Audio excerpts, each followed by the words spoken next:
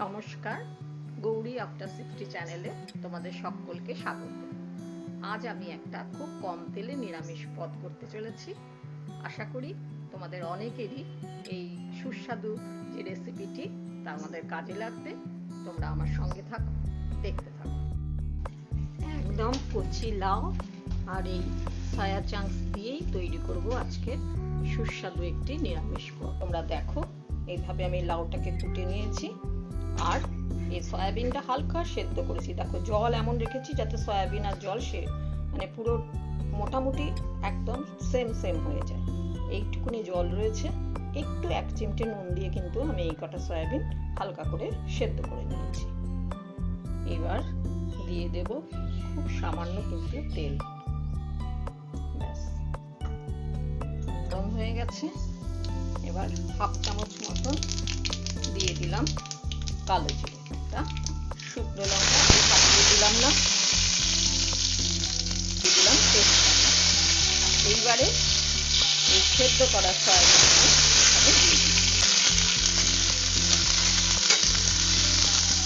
একটু হালকা ভেজে নেওয়ার পর আমি দিয়ে দিলাম হলুদ।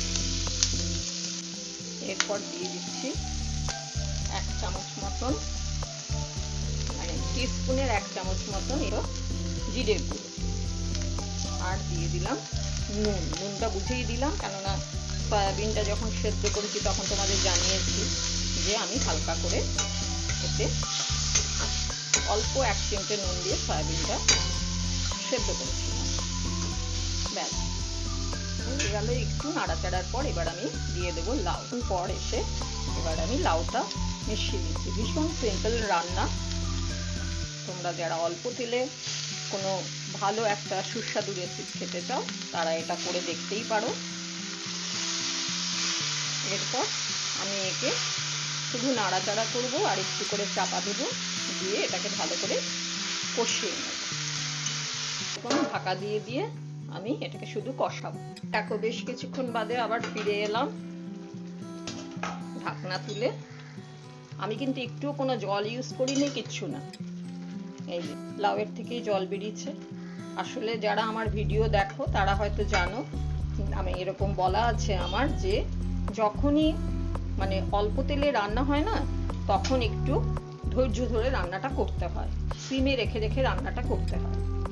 চাপা দিয়ে হতে দেব। এটা প্রায় হয়ে এসছে। এবার আমি দিয়ে দিচ্ছি এখানে 1/2 চামচ চিনি। যারা তোমরা না দিতে চাও এটা নাই দিতে পারো, কিন্তু দিলে টেস্টটা একটু ভালো আসে, ওই জন্য দিলাম। দেখো, লাউ কিন্তু সেদ্ধ হয়ে গেছে। 1 ফোঁটাও জল দিইনি, শুধু সিমে রেখে রেখেই আমি রান্নাটা পুরো রেডি করেছি। এবার আমি এটাকে স্ট্যান্ডিং টাইমে দেওয়ার আগে এই দেখো 1 বাটি ধনেপাতা কুচোনো এর মধ্যে দিয়ে দিই।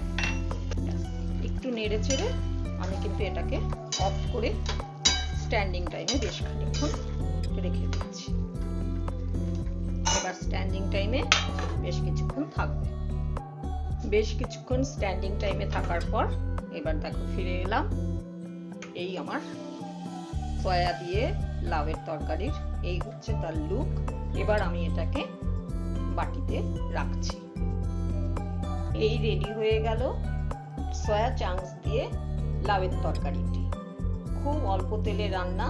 যারা অল্প তেলে রান্না পছন্দ করো তাদের কাছে এই রেসিপিটি আশা করি খুব কাজের হবে।